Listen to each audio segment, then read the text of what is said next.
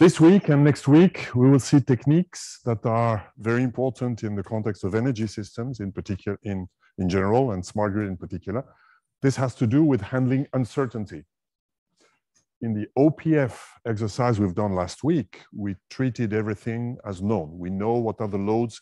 We know, therefore, we can compute optimal set points for the generators. But in practice, it is never like this. In practice, there is always some uncertainty.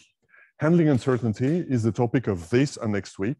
We will see a number of techniques today and next week. So today we will see what is called robust optimization and a variant of it that culminates into affine feedback policies.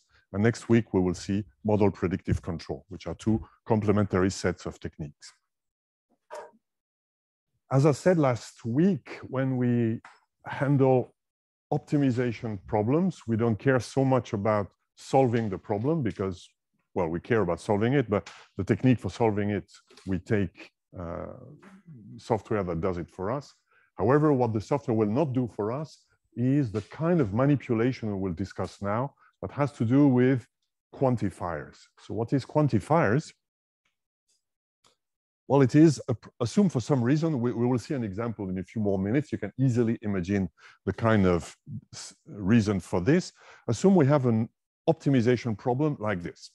So it is a minimization problem. We want to minimize some function of U1, U2. That's a toy example. As you know from the lab already, you don't have two variables in general, but more likely in small cases, 20, 30, and in realistic cases, thousands of variables. But that's a toy example to explain the story. So assume we have to minimize some objective function, like we do always.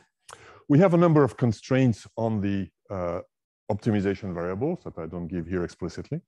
And in addition, I have a constraint of this type. This constraint says this symbol means for all D1 that satisfies this. So what is implicit here is that D1 is a number, single dimensional number.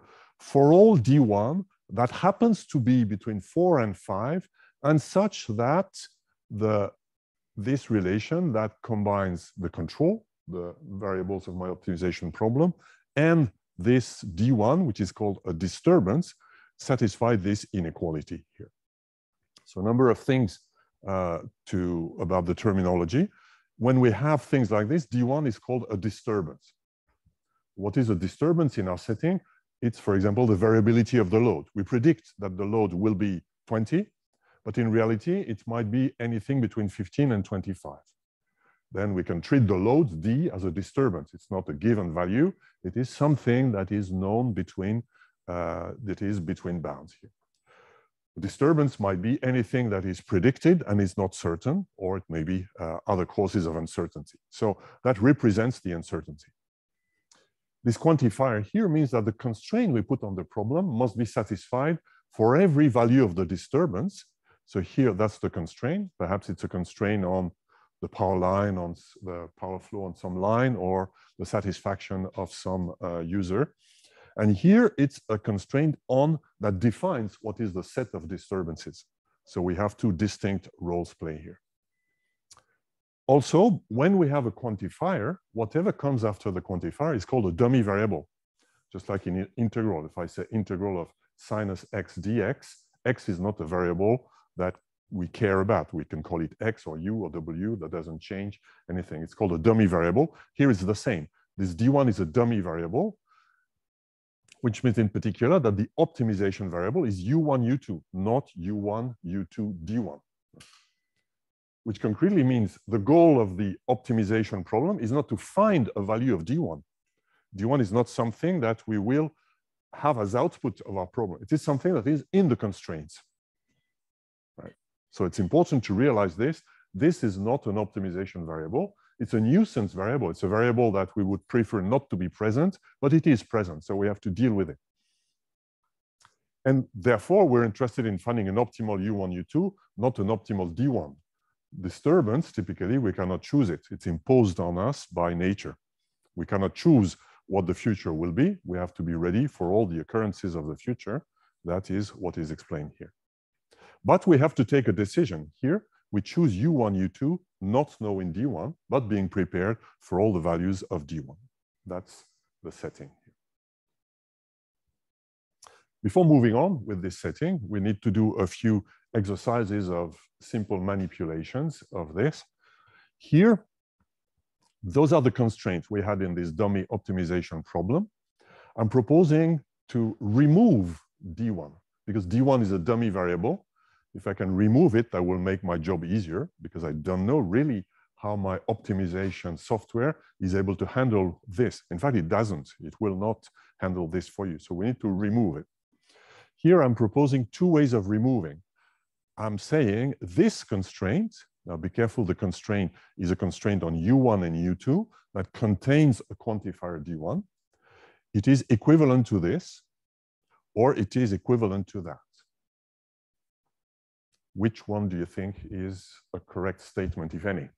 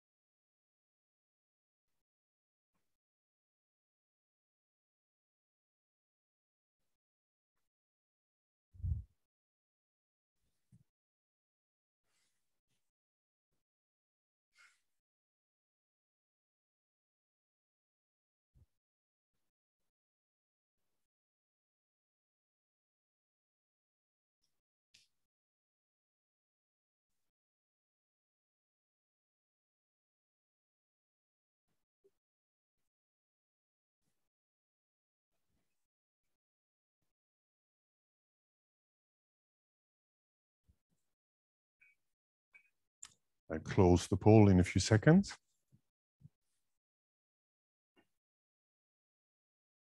And the majority says C, which is the correct answer.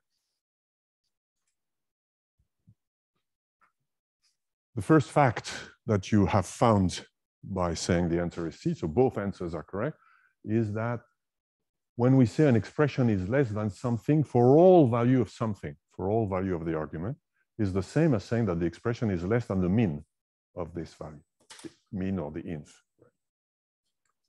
Saying that you're smaller than a collection of things is the same as being smaller than the mean.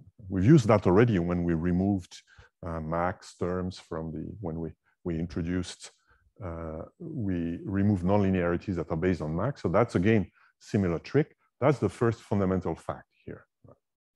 So here, when we say U1 plus 2U2 minus 3D1 is less than or equal to 10, well, this is equivalent to saying U1 plus 2U2 is less than or equal to 10 plus 3D1. So U1 plus 2U2 is less than this. For all value of D1, that is in the set defined by these constraints. Now, those are constraints on the disturbance D1 here. And this constraint is this set here. So this is the same as saying that this expression, U1 plus 2U2, is less than the mean of this, which is here. So that was the statement one. And now that's a simple optimization problem. We see that in order to remove the disturbance, we had to solve an auxiliary optimization problem, which here is very simple. Minimizing this when D is between 4 and 5, that's an increasing function of D1. So the minimum is when D is equal to 4, so that's 12 here. So the problem is equivalent to, well, I've lost the thing here. Then we can replace the constraint that we had before by this one, which of course is much simpler. Well, that's the first, I would not call it trick, the first technique that will very, very frequently be present. If you're able to master this example, you will be able to apply it on the examples we have when we have a bit more variables. Okay, next step, I change the quantifier here. I have another problem that arises for other reasons. What the quantifier is this one, which stands for there exists. So here I'm not saying that my optimization variable U1 and 2U2 and U2 should satisfy this for any value of D1, but we said it must satisfy it for one value of D1. There must be one value that is possible here. Is this more or less constraining? Is it stricter in terms of constraint for U1, U2 or less strict? Yes, it is less constraining because here we say we must choose U1, U2 such that someone else can choose one D1. So there must exist one D1. That's what we do when we have, for example, distributed optimization. If someone else is optimizing D1 after our choice of U1, then we must choose U1, U2 such that someone else will be able to pick a D1.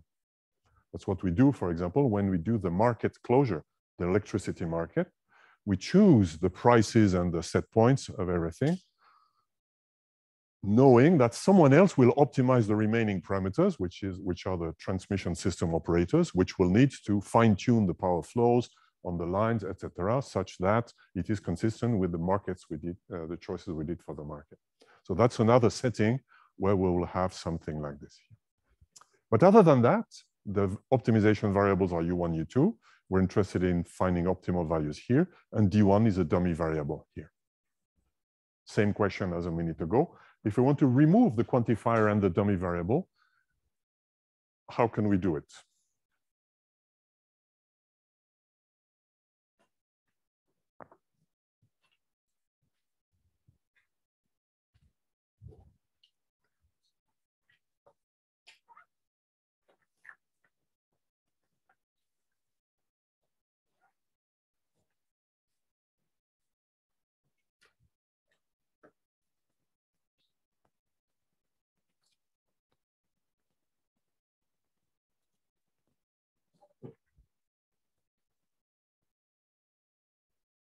I close the poll in a few seconds.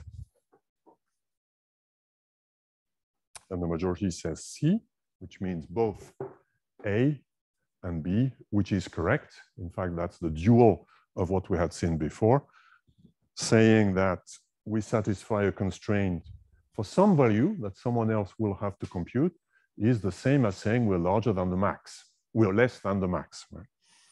Because the best, well, in fact, that's something we used exactly when we had max removal before. So just like before, we have the same setting as before, but we need to compute the max. And now the max is 25 here. So as you said before, this constraint is less strict. Before we're saying whatever choice of the disturbance that will be chosen by nature in a non-cooperative manner, we had a constraint less than 12. Now if we say there exists a D1, that means someone else will choose it after we did our choice with a cooperative manner, because they will know our choice of U1, U2, then we have less of a constraint. And technically, it's important to realize we will find both. There exists or for all here. Now we can compare the previous problem we had with this one.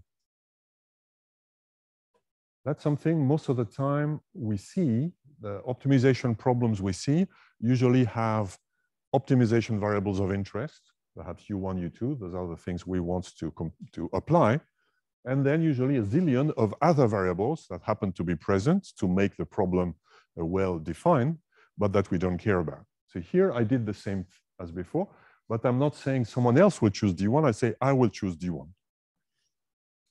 So other than that, it's the same as before, but I've removed the quantifier here. Right. Now I have changed the nature of the problem because now I have three variables, U1, U2, D1, and the optimizer will return to me U1, U2, D1 optimal values here. Whereas before, D1 was something that I could remove here. Now, which one, if I consider this one that I had here, is it solving any of the two previous problems we saw? Is it the same?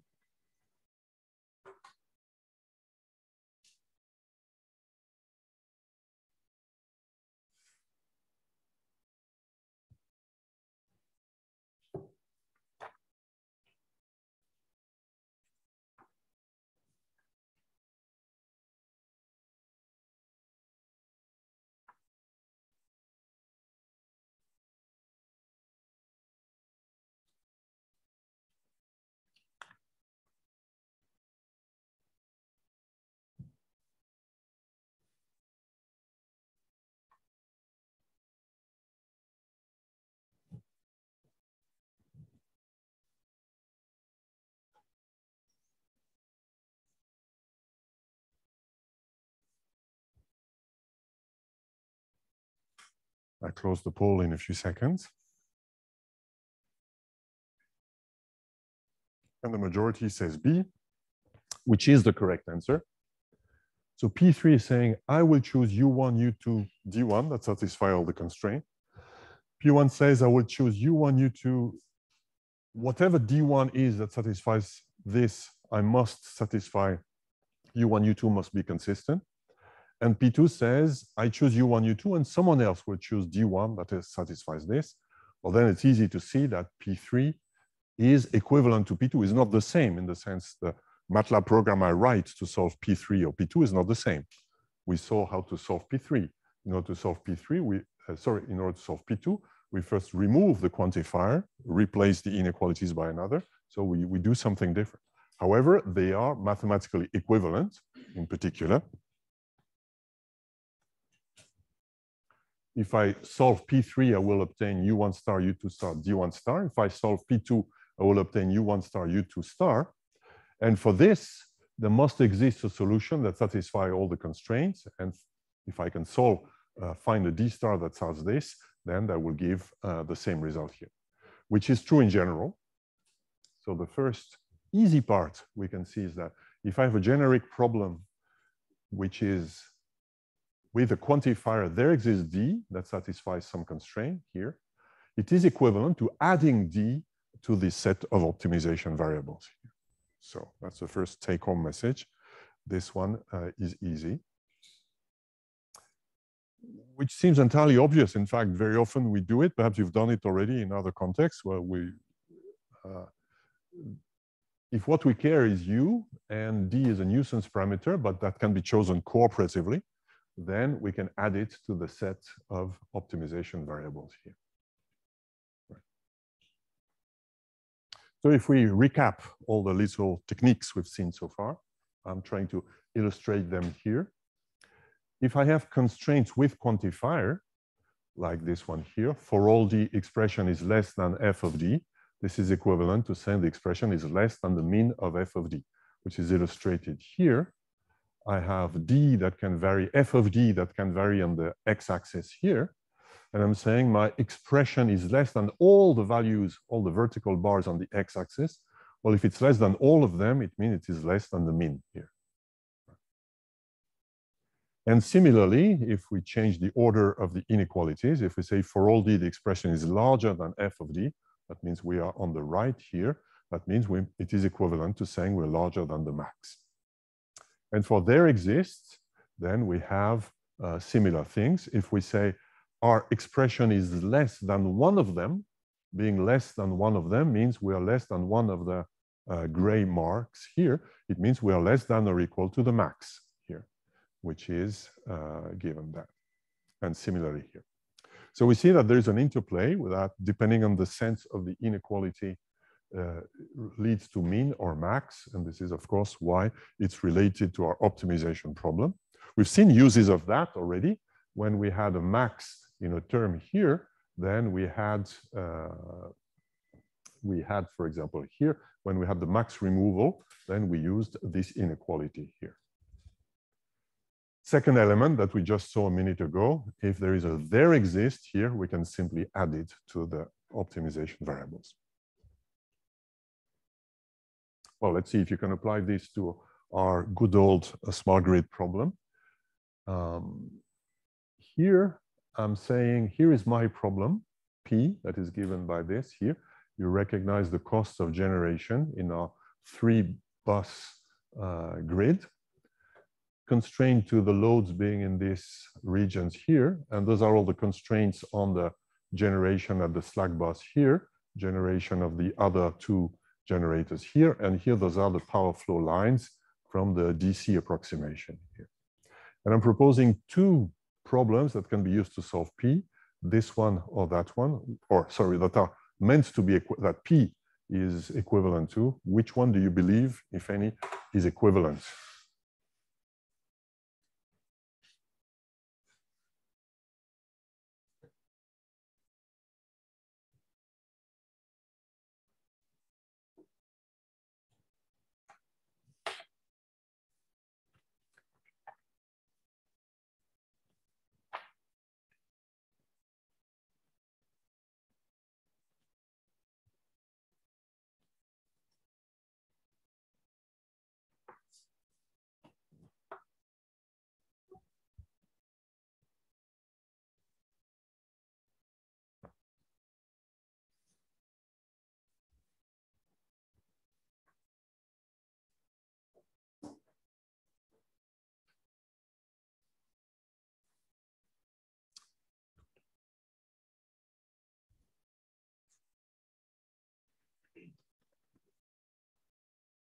I close the poll in a few seconds.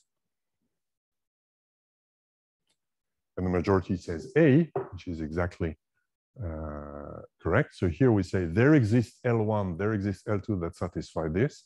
So here we have 3 dummy variables with 6 inequalities on each of those.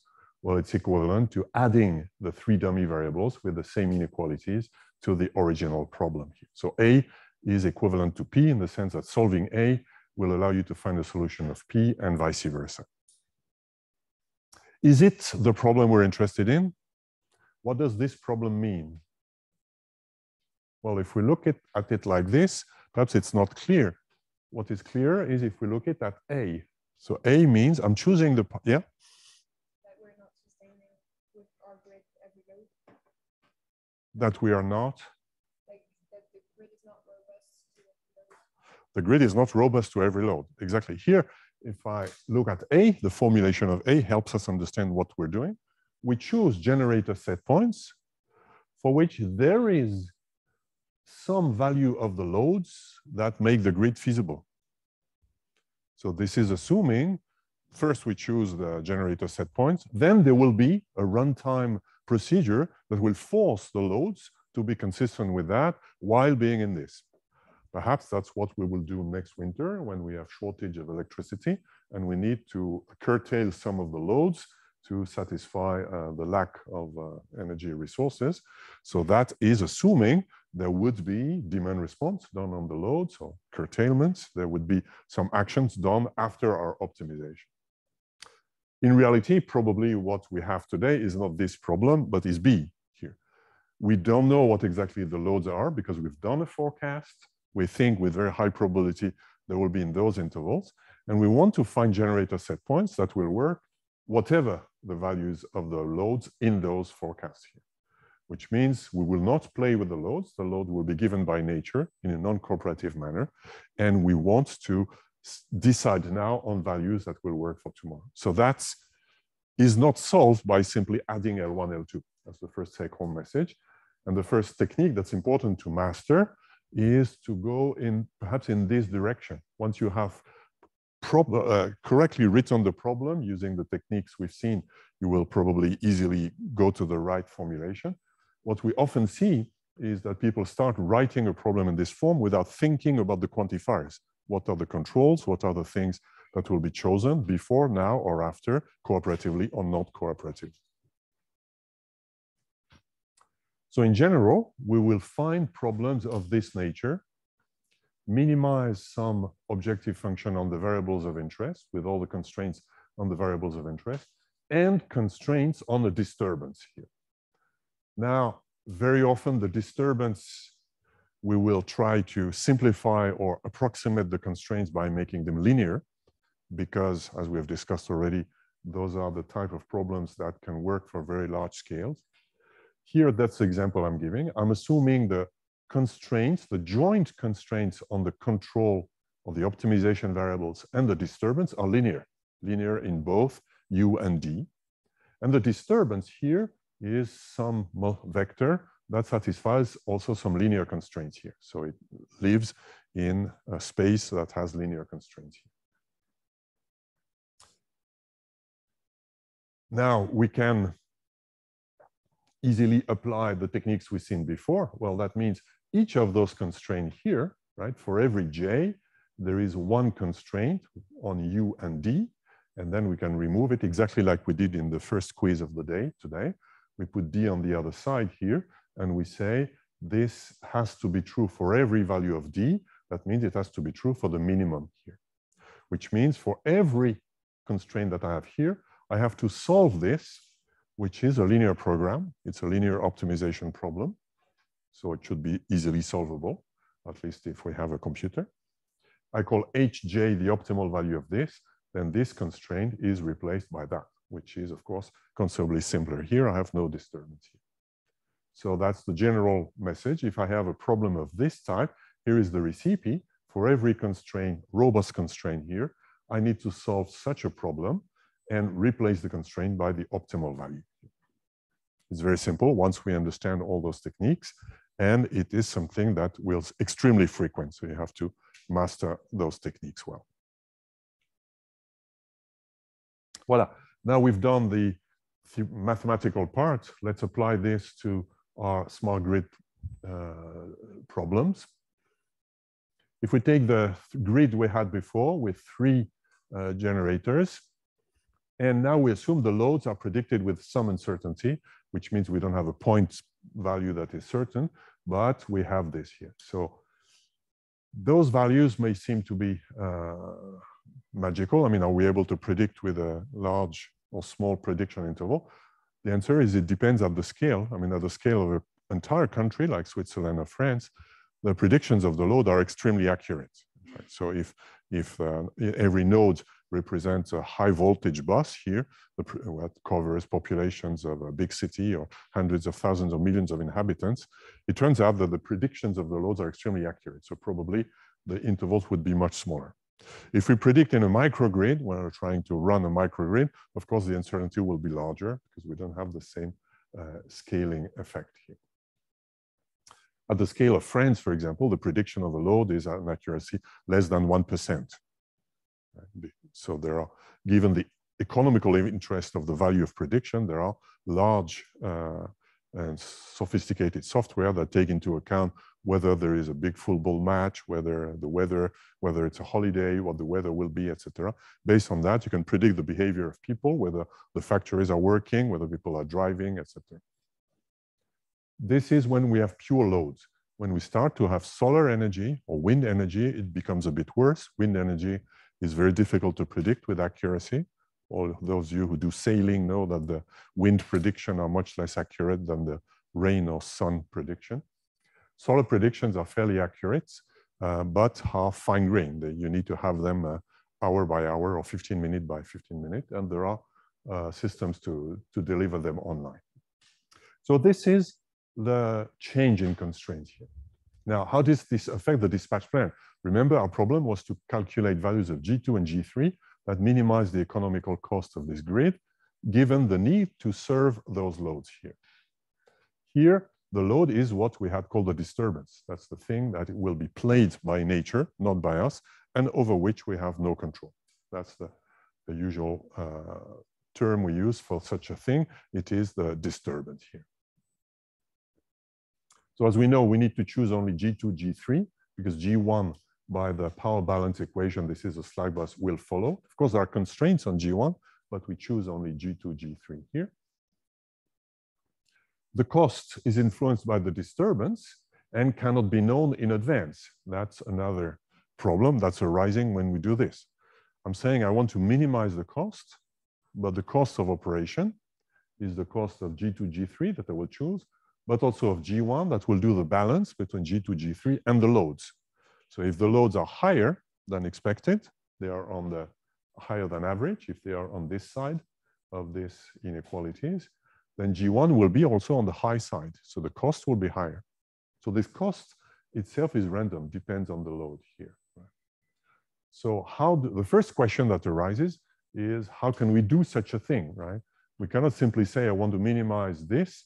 If I formulate it exactly like that, and I say L1, L2, L3 are random, then this problem is not well posed here. So we should first clarify what we should minimize.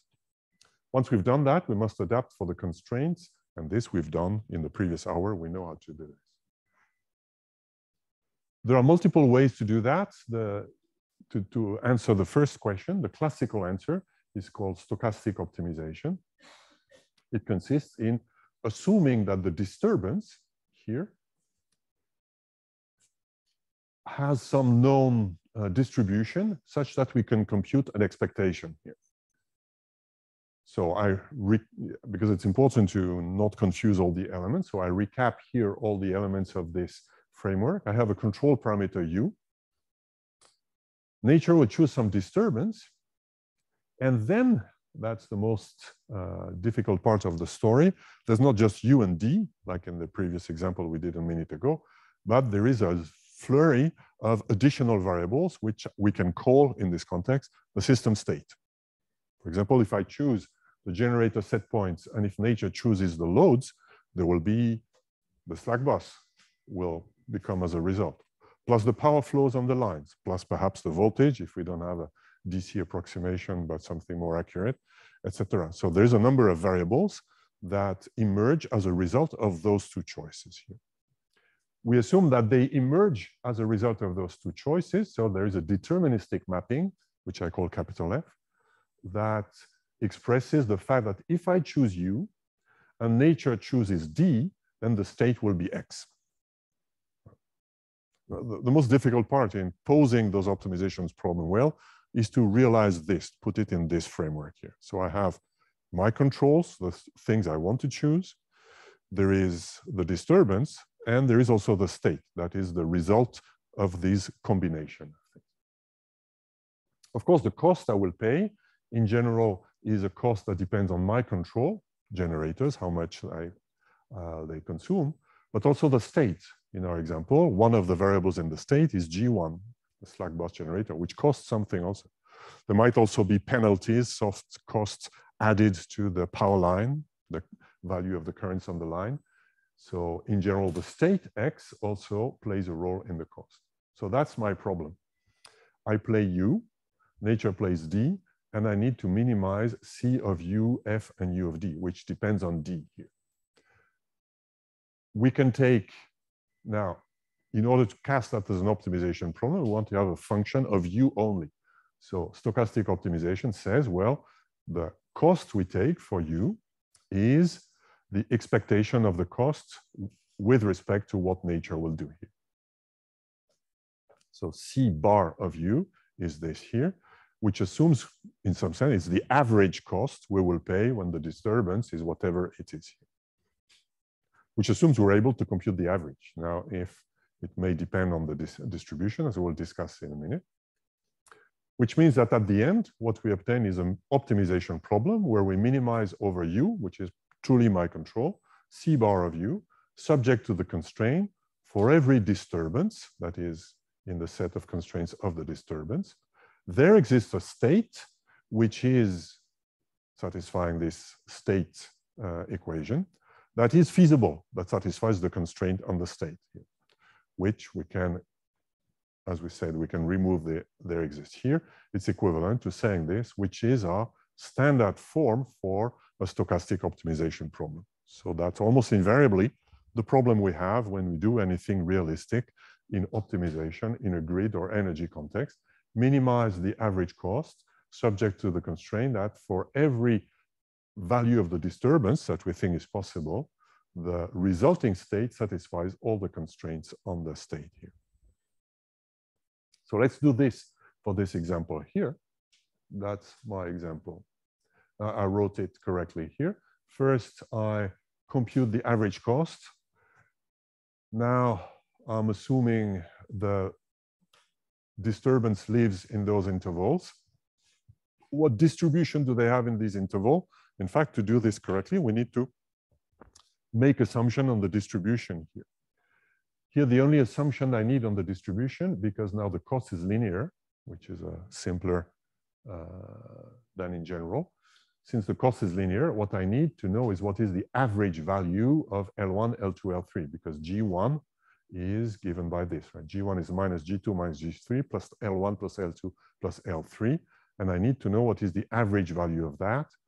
Here, I'm assuming the average value is the middle of the interval, which is true, for example, if the assumed distribution is uniform, or any distribution that's symmetric around the center of the interval here. So that gives us the cost, the average cost. Sometimes computing the average cost is a very complicated problem if the distribution is some weird distribution. So what is often done is to replace the average cost, which is truly the cost of the average value, the expected value, by the cost of the average value. So very often we do an approximation here by replacing all the state variables that occur here by their average values. Here it's linear, it doesn't make a difference. That's the first element. So we have our cost function is now well defined with respect to the optimization problem we have, where the problem is to choose G2 and G3. We have constraints on G2, G3, of course, here.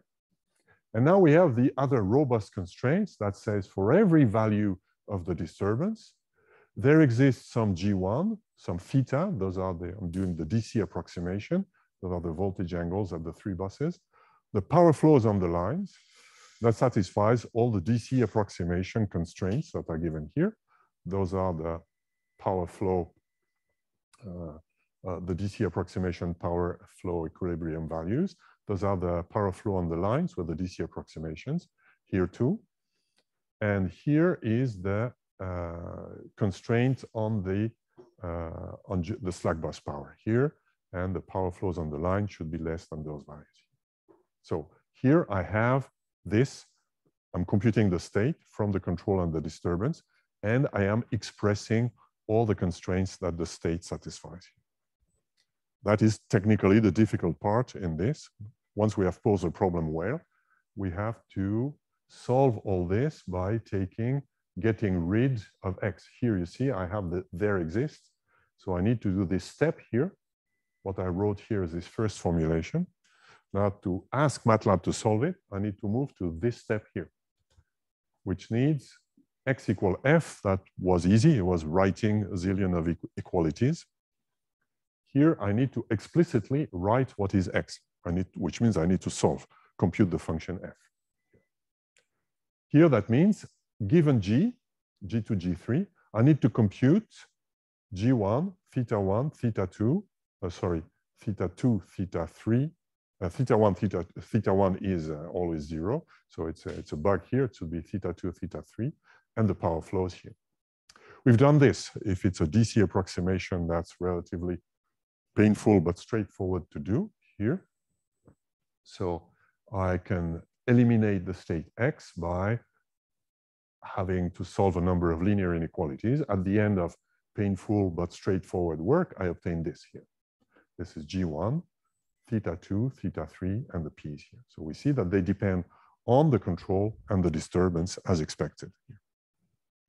Now I plug all of this into the constraints, and I will obtain something like this here, which is exactly the form I wanted. So here I have same cost as before. For all L1, L2, L3, I have the same as before, except now I have only G2 and L, only the control and the disturbance that appears here. We know how to solve such a problem now. Now we are in the framework we saw at the beginning of the lecture. Minimize C of U with constraints that have a quantifier for all D here, which means, what do we need to do here? Well, we need for every constraint. Now, what is the first constraint here? Well, the first constraint is, for example, this one. I have as many constraints, whereas I have expressions that have the red and the blue and an inequality. So I have 1, 2, etc. So the first one is this one, G min, G1 min. So assuming it's 0, it means it is this one. That's my first constraint. For all L1, L2, L3, G2, G3 must satisfy this here. Now we know how to solve that. We put G2, G3 on one side, L1, L2, L3 on the other, and we have to, and it means G2, G3 is less than the min of all this because there is a for all and less than or equal here. So we need to compute this. What is the minimum of L1, L plus L2 plus L3 for all L1, L2 that are in this? Now here it's, in general, we might have a problem that we solve numerically by calling LP-solve or MATLAB. But here it's trivial. This is monotonic in L1, L2, L3. So the mean is obtained when L1, L2, L3 are as small as possible, which gives L1, L2, 0.9, L3, 4.8, and the minimum gives 6.6. So we must have G2 plus G3 less than 6.6 here, which means that when the loads are as small as possible, the G1 must be positive because we have a bus that can only generate power, cannot absorb power. And we do this for all the constraints here. And that was the first one we had here. At the end, that's what we obtain. Now there's no red, no blue because I have a standard problem. Minimize with respect to G2, G3, this cost subject to all of these constraints here. So this is how the problem has changed now. We have inequalities that are a bit different than before. Here, for example, they correspond to the best case when the loads are as small as possible. Here, they correspond to when the loads are as large as possible. So we can solve this and obtain some solution. Now, for a second, let's assume I modify the problem by increasing the uncertainty here, right? So assume the bounds are no longer plus or 10 megawatt for those two loads, or plus or 10 or plus or minus 20 for this third load here, but we replace them by plus or minus 51 and plus or minus 101 here. And we redo the same thing. We evaluate each of the constraints and we replace it by the value that corresponds to the solution of the local optimization problem. Here is what we obtain here. And if you observe the first inequalities, you see that this is infeasible. Right? There is no G2, G3 that is larger than 5 and less than 4. Right? So here, the problem is infeasible. The problem is infeasible. Well, that's something that will very frequently happen when we have robust constraints. If the set of constraints is too large, it may be, if the uncertainty is too large, it is possible that there is no single set point that satisfies all the constraints. Here it is, with such uncertainty, it is not possible to find a value of the generator set point that will work for all of the constraints here, which is what we can see here. Here I'm showing the optimal expected cost here of generation when we increase the uncertainty. So we were for L3 at 20 here, so we were there. We see that when we increase it, the cost increases.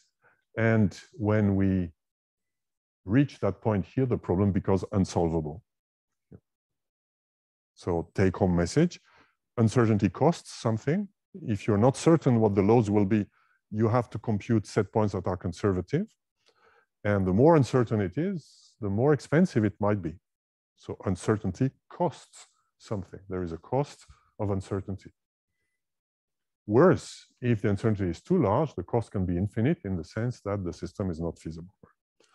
It's a frequent error that people do when they reason about systems. They say, well, here, the optimal value I should have given is if I know the loads after the fact. If I know the loads are not with this level of uncertainty, but if I know exactly the values of L1, L2, L3, I can find what is the optimal point. And the optimal operation cost will be less than the one I had computed a priori, because the a priori value was ready for other things here. That's the cost of uncertainty. Right? And very often when people reason about things, they say, oh, if I had known that it was this, I should have done this, right? If I had known that the stock exchange did not collapse, I would not have bought those shares. And it's very easy to do after the fact, but it's completely meaningless. The question is, what is the best you can do a priori with the information you have? Right? Comparing after the fact is not honest, is misleading. Second, of course, in this simple example, we see that we are choosing a value of the generator set points that is fixed. Let's assume we have no flexibility in the system. We will not revisit our decision.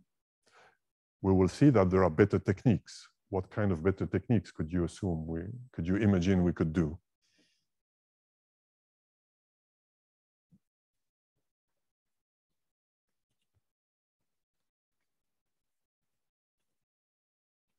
Well, we could do what is called having a policy. If instead of fixing the value of G2, G3, if we measure the load, for example, every 5 minutes, and we have a control law that says if the load is a bit less, then you can decrease or increase G2, G3, and we can compute this policy ahead of time. We will see at the end of the lecture today how to do this. And that is when the problem becomes with a high cost of uncertainty, that becomes interesting to do such a policy. Of course, it comes at a cost.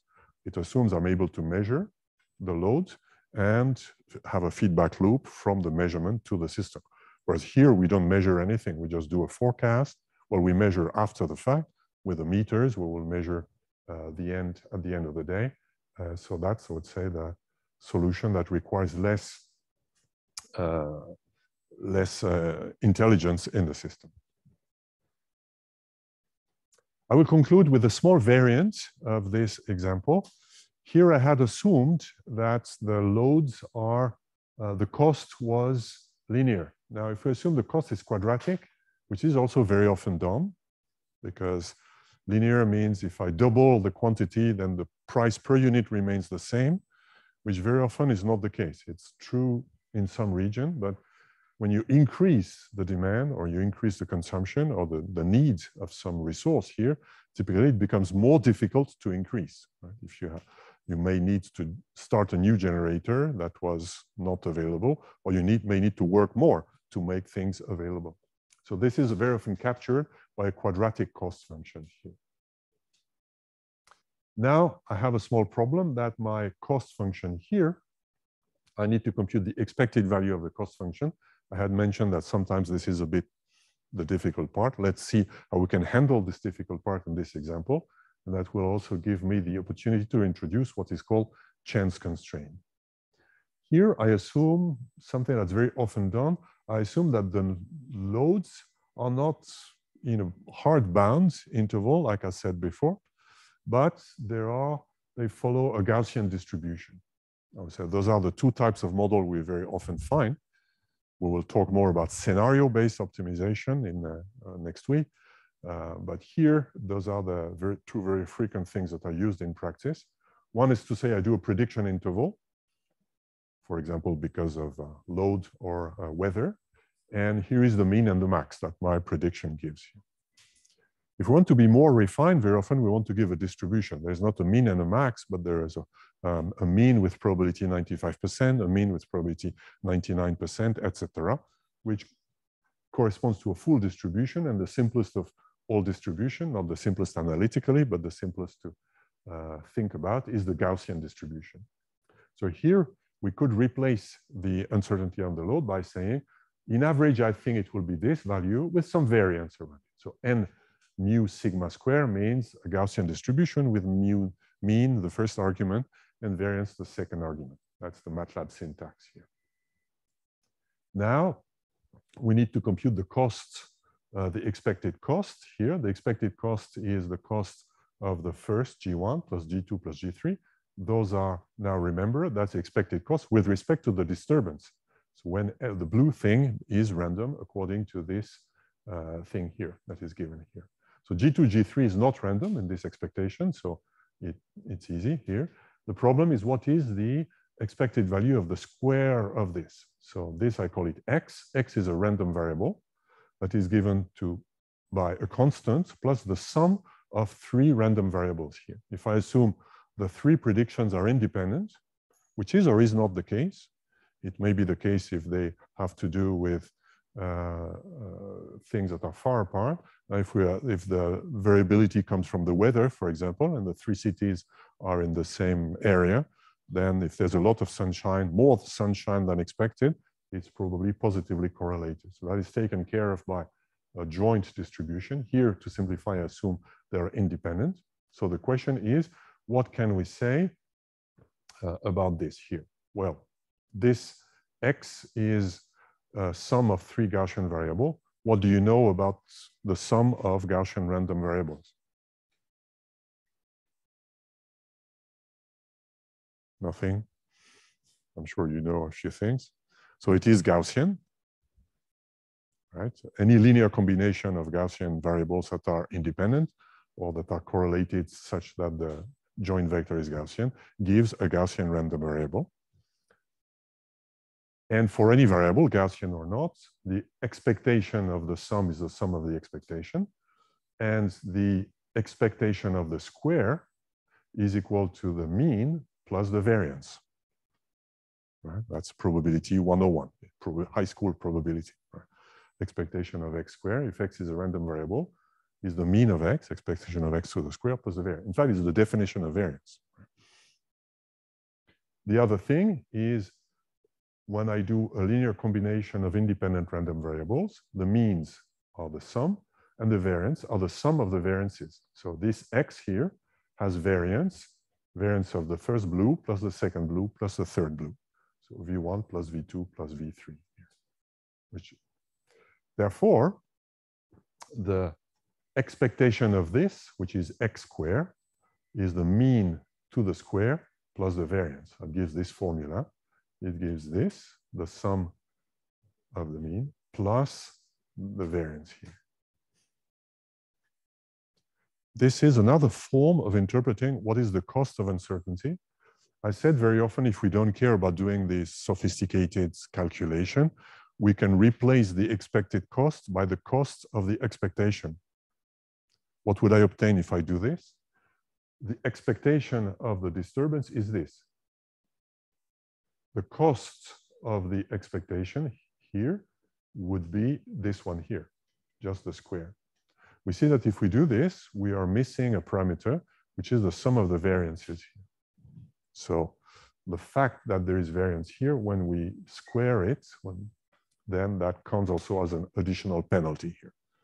So that's a take-home message. If you have disturbance and a cost function that is quadratic in the disturbance, the variance of the disturbance itself will play a role, which may make the problem a bit more complicated.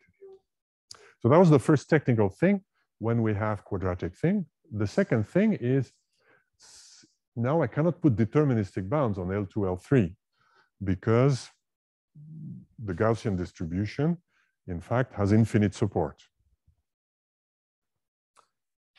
Of course, this is just a mathematical way of viewing things. In reality, the things, even if they are infinite, in reality, they will be finite. For example, what is often done is even a Gaussian random variable, as you certainly know, the probability that the Gaussian random variable is much larger than the mean plus the standard deviation decays astronomically fast to zero. Right? There's a famous 6 sigma, for example. The probability that it's larger than the mean plus 6 sigma is 10 to the minus, I don't remember, but a very small number. For example, here, so we will that with probability very close to zero, so with a threshold alpha, we can compute an interval in which the sum here will be with this probability. For example, if we take alpha equals this value, 310 to the minus 5, and epsilon equals 4 zeros and 1, then we obtain eta equals 4.15 here. Then we can replace this distribution, which is awkward, by something that is exactly like we had before. We will say with this probability, 1 minus epsilon, 1 minus alpha cubed here, this y cubed, well, because I have 3 conditions, and each of them occurs independently. So there's 3 random variables. With this those hard bounds on the this step, transforming something stochastic into hard bound, is called chance constraints, which means we accept that with the smallest probability is there here, 10 to the minus 4. Constraints will not be satisfied, which means once every 10,000 times might come a problem with we're working great electrical field. My own thing that expected is allowed fail. So this is the something that we think is allowed. So once we've done that, then we have exactly the same problem with different values. Replaces the values before, and then we use the same technique as we've seen before. Well, time for a break.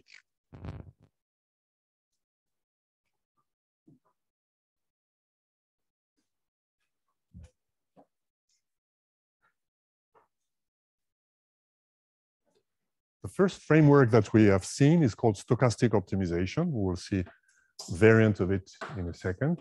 So stochastic optimization is summarized here. We must be able to formulate 3 categories of variables: control, disturbance, and we must be able, and state, and we must be able to compute explicitly the function that maps control and disturbance to state here. Once we have done that, we also need to compute the average cost with respect to an assumed distribution probability distribution on the disturbance. And by doing that, in most cases, we will have a distribution that has infinite support. So we pick some threshold epsilon, risk of failure, and we replace the constraints by this, which is the probability that the cost satisfies all the constraints. And that gives typically constraints, deterministic constraints on U and D. If the problem can be linearized, at the end, we will obtain a problem of that form here. And we know how to solve a problem of this form by solving as many auxiliary optimization problems as there are inequalities here in this, by removing the quantifier. There's a small variant of that, which is a bit easier, but sometimes is less interesting, but is often done because it's easier, which consists in replacing the average cost by the worst case cost here. So we're exactly in the same framework, but instead of taking the expected, we take the worst case here. As we will see, it's considerably simpler. That's why it's often done. Now, it is arguable whether it's better to do that. The average cost, as I was discussing over the break, the average cost has a physical meaning. If we repeatedly do this exercise, for example, if we use this for dispatching, and we do it every 15 minutes, and if our probability distribution is more or less right, is approximately correct, the average cost is the average of what we will pay. So over 1 month, multiplied by the number of 96 15-minute interval per day, the sum of all these should be close to the expectation times the number of time slots, because of the law of large numbers, or the law of large numbers. So that corresponds to what we will pay exactly. When we replace this for convenience by worst case, it means differently. In the first case, we were interested in stochastic optimization. We're interested in the integral of the minimum of the cost that we will pay. Here, it's a different. We're interested in the worst. We're interested in the worst case. So we assume the worst case is so catastrophic that the cost of a single worst case dominates everything, which may be true when it comes to true catastrophes, which may not be so well adapted when it comes to monetary costs, for example, because minimizing the worst case cost that you would perhaps pay once might not be a good idea. If in order to do that, you need to pay a lot every time, what you really care at the end of the year is all the things you've paid. Most of the time, not always. There's also the concept of risk. If the average cost is very large, having to pay it once can make you go bankrupt, in which case it's also bad. So those two things are to be taken in the context of the operation. What we will discuss is what are the techniques that correspond to that. So the only thing we have here is a max, but having a max rather than the expected cost simplifies a number of things. The first thing it simplifies is that we don't need a distribution. We just need bounds. We just need to be able to compute this maximum here. So that's why it's called non-probabilistic. It's called robust optimization, non-probabilistic. We assume that the disturbance is on some known bounds, and that's all we need. And then we compute the worst case cost for all values here. Whether this worst case is very unlikely or very probable or close to the average is not considered at all by this framework, which is a drawback of this framework, but it's also a benefit. We don't need to compute distributions and the relative complexity that comes with it. So if we look again at our dispatch plan problem, that will give exactly this, mean the max of this cost with respect to the constraint that we had for all cases here. Now, the constraints are the same as in the previous example, as long as I write them in this form, only the objective function is different. In this case, we are in a very simple case where if I assume the function c is linear, so c1 that means just the multiplication of a fixed cost c1 by this, or even in general if it's increasing, we know what is the max, right? Because here the only uncertain thing is L1, L2, L3, and we assume that the cost increases with L1, L2, L3. So the worst case cost is when L1, L2, L3 are worst case, are as large as possible. That's a trivial case where there's no problem, so I can solve it. The worst case cost is the cost obtained when the loads are maximum. So that's easy case.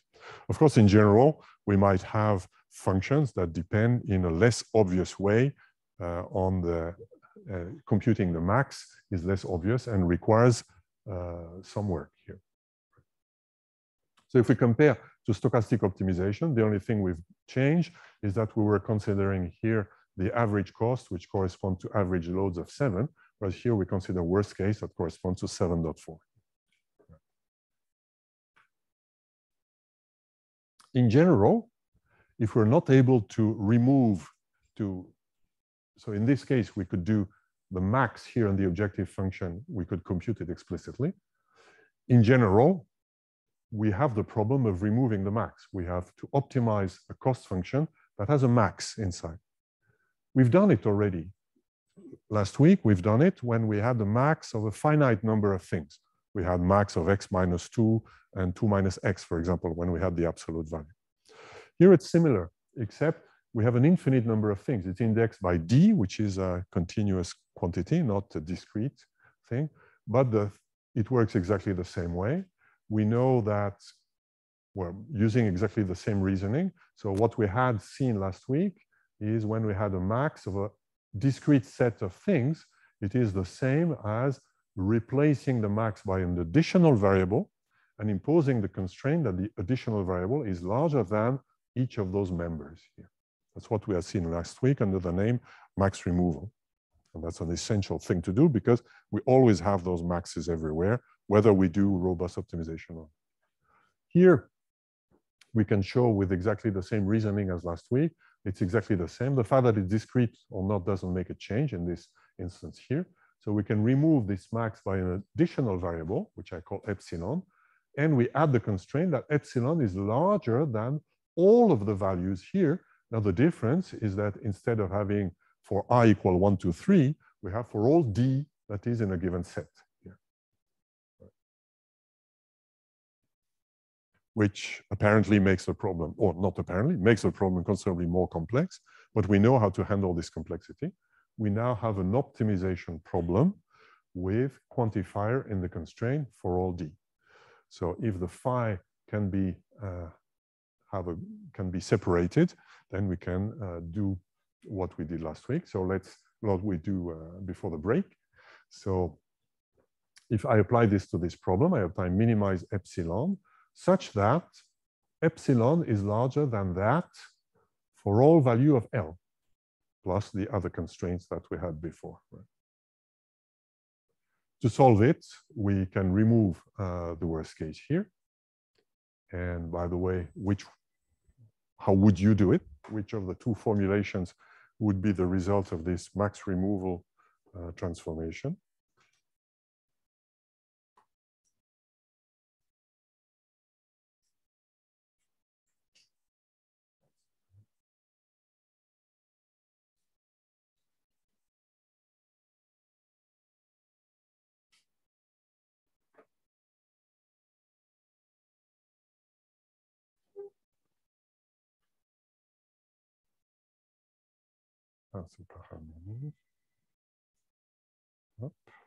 Sorry, if you had replied already, we need to do it again.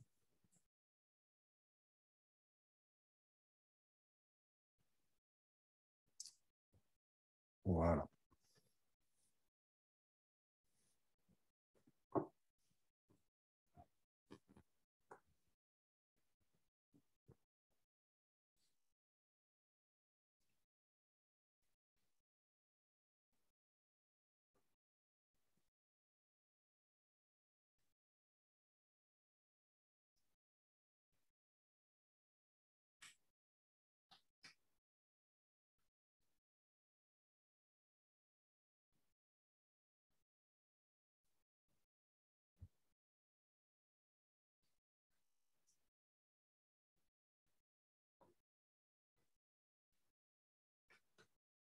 I close the poll in a few seconds.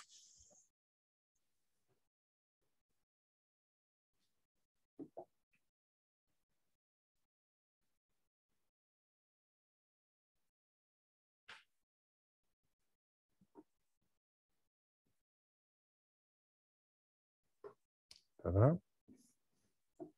And the majority says A. A is true, but B is also true, right?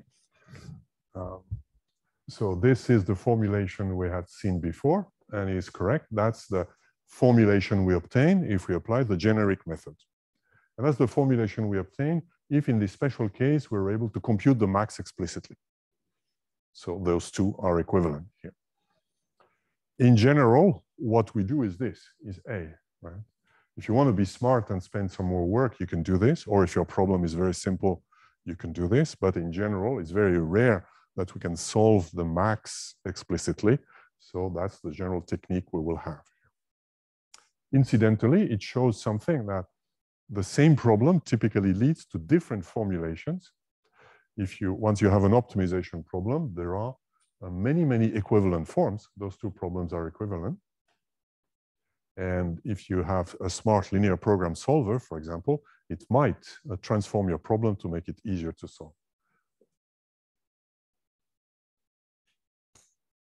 Voila. So what we've seen is the simple cases where everything is linear and the variables are separable. We will see one level more of complexity, which is when everything is linear, but the variables are not separable. And we will see an important examples when we do a control policy instead of fixed set point computation, which is our first step into practical control techniques deployed for the smart grid. Before getting there, we need to come back to duality and linear programs, which, as any topic on optimization, some of you may have seen already, in which case it will just be a revision, which doesn't hurt, given the optimization is something that benefits of being seen several times, like probabilities. And if it's new, well, we'll try to make it as simple as possible. So the problem here, not the problem, but the fantastic magic thing that we will see is how duality, we've seen duality last week, and you should have exercised a bit of it in the quiz and in the lab. Now we will see that in the case of linear programs, it's completely mechanical and very easy. So let's apply what you've done in the lab, for example, with applying the techniques of writing the dual of an optimization problem. So I consider this optimization problem, minimize x plus 2y over xy that satisfies those four constraints here. First thing is, how do I write this problem in the standard form? Already here, there are options. Here, I write it in this form. I consider that the two constraints x and y are part of the domain of definition, and the rest, I use them as constraint. It's my choice. I could have used a different choice, but the theory allows such a choice.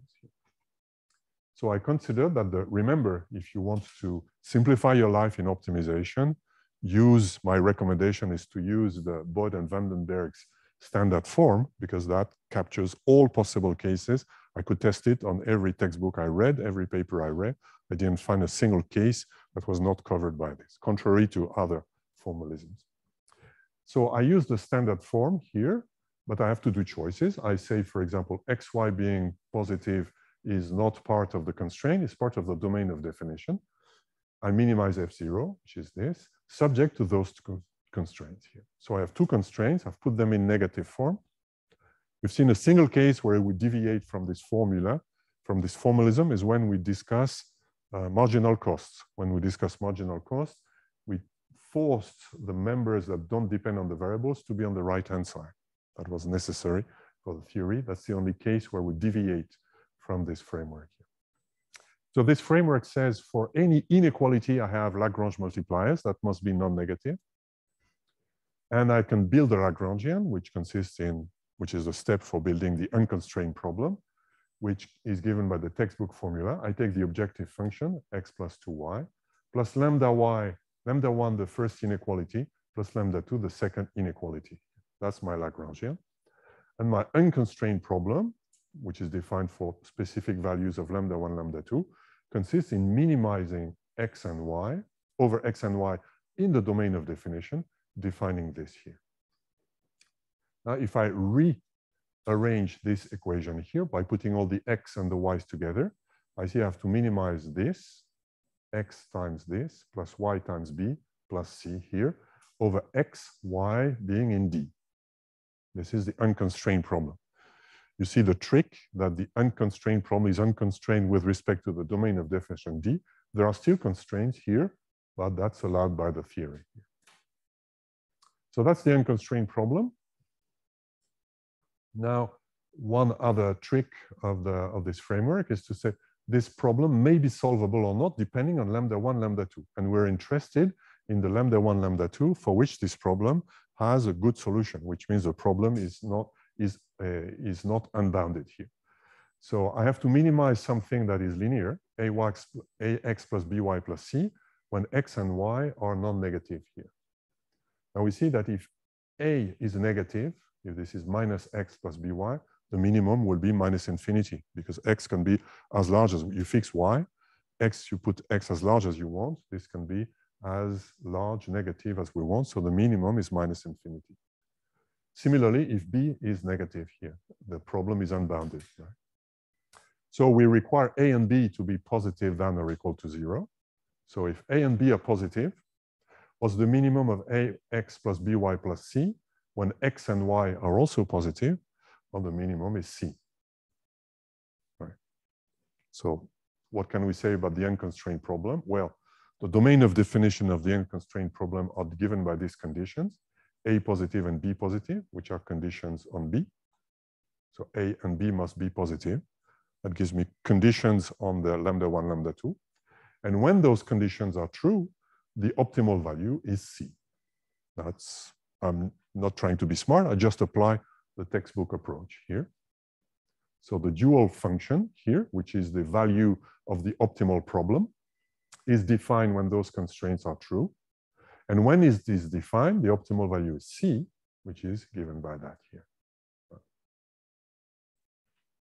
So I have found the dual problem of the primal problem that I had before. The dual is given by maximizing the dual function subject to the constraint here. So we want to maximize 5 lambda 1 plus 8 lambda 2 over lambda 1, lambda 2, which are always positive. That's the in the framework, because it was an inequality constraint, subject to those constraints here. So that's the original problem. That's the dual. Now, we can redo this for every operation, but we can also observe that the transformation is completely mechanical, right? Here, where do those coefficients 5 and 8 come from? Well, they are just those two coefficients here. It's not by chance, it's just, if we redo it in general, we'll find them always here. So we see that the right-hand side of the constraints correspond to the objective function in the dual problem.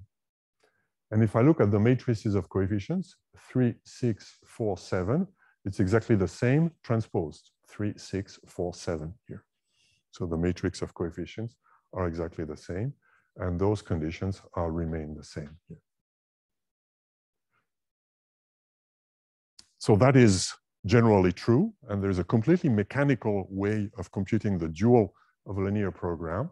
That's the one we have said, that's the one we had. That's the one we had. So there's a subtle way of defining how the problem is posed. If the problem is posed in this form, of course, the objective function is always linear. We have inequality constraints. Now it depends whether we specialize x larger than 0 or not. That was exactly what we had before. And we see that the dual is of the same form where mean, that's the one we had before. The dual is the same form where mean becomes max and the inequality constraint is reversed, but the variables are still with the same sign here. And we see that whatever was the right-hand side here becomes the cost function there, and the matrix of constraint is transposed here. That's the magic of duality for linear programs. I've explained on one example where it comes from. It's not magical when we do the things. It's completely rational. The magic thing is that the result is quite spectacular. Also, the dual of the primal is the primal. The dual of the dual is the primal, sorry. So it works in both directions here. That's the table that I copied from Wikipedia, I believe. So if you look up Wikipedia, if you have a linear program where you want to compute the dual, you have to match one of those 6 forms. And once you have found a match in one of those 6 forms, for example, if your problem fits in this category, you know the dual is here, and vice versa. So take-home message, duality transforms a linear program into a linear program, a maximization into a minimization, also an important detail. And the other important thing to know is don't spend your time computing the dual of a linear program doing the method I showed you, because in fact that's completely mechanical and done once for all. So in other words, duality for linear program is a completely trivial thing.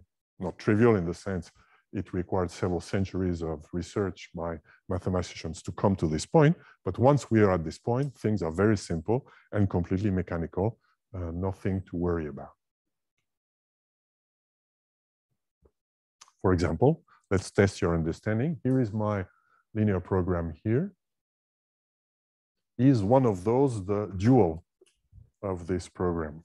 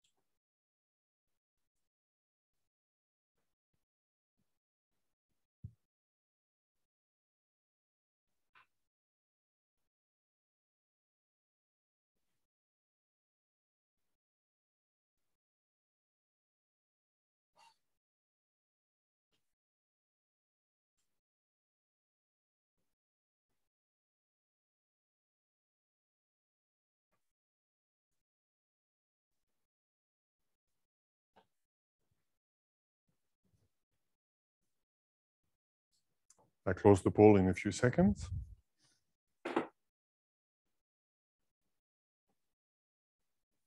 And the answer is, the majority choice is B. We look up this table here. We see that we fit in the second line here. So the dual will be replacing max by min. And the matrix of inequalities is a transpose. Since it's symmetric, it remains the same. And whatever was the right-hand side here becomes the vector of costs here. So whatever was the vector of cost becomes the right-hand side and vice versa. We can verify if we have enough time and we're interested, like when preparing a lecture, we can verify what those 2 problems here. Here is the original problem. And here is where the max is. The max of x plus y is obtained at this corner point here. X plus y is constant. Those are lines that are parallel to the second diagonal. So we need to go as far as possible in the direction of the diagonal. That's the max here. While we see that the dual gives the min, and the min of 10 plus 8 to 8 is obtained at this point here. And the max, the optimal value is the same. But of course, the values of the lambda and mu are different. All we know is that those are the optimal Lagrange multiplier that correspond to that. So we know, for example, how to interpret that with respect to marginal costs. That the 2 problems are very different. Why do we see this? Why did I do this excursion to linear programs that some of you might have known already or seen with a different terminology? Sometimes you have entire books about linear programs and their duality. It's all compressed in a few slides here. Because we see that because we often are confronted with this type of constraints, which I call bilinear constraints here. We try to make our problem linear. We are back to the problem where we have control and disturbance. We try to make everything linear, but with respect to control and disturbance, it is linear, but globally, it is will be typically bilinear. So assume I have an optimization problem where I want to minimize some function of my control, constraints on the control, and I have also a disturbance that lives in a set, so that's not different from what we had seen before. But I assume now that the constraint with respect to the control and the disturbance is linear with respect to each other. That means if I fix U, the constraints are linear in D, and if I fix D, the constraints are linear in U. But the most general form will mean that there is a bilinear form that is linear in both D and U. That's the framework that we want to address now. That very frequently comes. Now we can use the previous method. We say the previous method was saying, I need to solve this optimization problem. I put all the D on the right-hand side, but I have a problem. I cannot put all the D on the right-hand side, and I cannot separate the D and the U. There is D and U here that remains here. If I try the previous method, I say this should be less. I put all the terms that have D on the right-hand side, but then I have D and U here, so I cannot separate it here. Fortunately, there is another method which is a bit more complicated than the one we see before. It uses the same approach as we've used before, but it uses duality. So duality is the miracle of optimization. I've seen before how it transforms one minimization problem into a maximization problem. Max and min, they play dual role with respect to quantifiers. Whenever we have constraints that lead to a max, if I replace the quantifier for all by there exists, it will lead to a min. So there's duality min max, there's duality for all there exists. This is what we will capture. Duality will transform a max in a min. It will also transform a for all, which is embarrassing, into there exists. There exists, we have seen that if we have a set of constraints with there exists, in fact, it's trivial. You just add all the variables to your optimization problem. For all is very complicated. So duality will transform something complicated into something simple. Of course, the transformation will be complicated. So let's look at the transformation. Let's look at I will illustrate on a simple case here. Assume I have this problem to solve. So it's purely academic, there's no physical meaning, but it will illustrate the theory. I have to minimize an objective function that's linear, subject to a linear constraint in the control, and this thing that is linear in U and linear in D, but because of that has a cross term here. There is 11 du plus 12 dv, less than this, for all d between 6 and 7. So that fits in this framework here. We can see that there are n equal 2 control variables, one constraint here, one robust constraint here. And the robust constraint can be put in this form where I have the matrix of bilinear term, which is here this one row matrix, 11, 12, that are the two coefficients we find here. Right. Now we can apply the methods we've seen before, at least the beginning. I will rewrite this constraint. So this constraint, which was, sorry, so here I'm going back to the general case here. The constraint I have here, I can write it in this form by putting all the d's on one side here. And I have to say that u is larger than that for all d here, which we know is equivalent to saying that u is larger than the max of all this for all d. But this max here now depends on u, because there is a u term. So I consider the optimization problem that maximizes the left-hand side. I call it problem pj of u, because u is now a parameter of this problem here. It has a max here, and I call it p star of u, this max here. And this constraint is equivalent to that. So you can say, bingo, job is done. I have removed d. No quantity. The only problem is how do I compute this in closed form? I know how to solve numerically a problem if I give you a value of the vector u, but finding in closed form how this depends on u, that's a difficult problem. In fact, it's known to be a problem with which is NP hard. So finding the coefficients here is not something we want to try to do. Instead, we will transform the problem. So remember that my auxiliary problem was to maximize this with respect to d, where u is a parameter. And now we'll use the duality because we know that duality transforms a max in a min.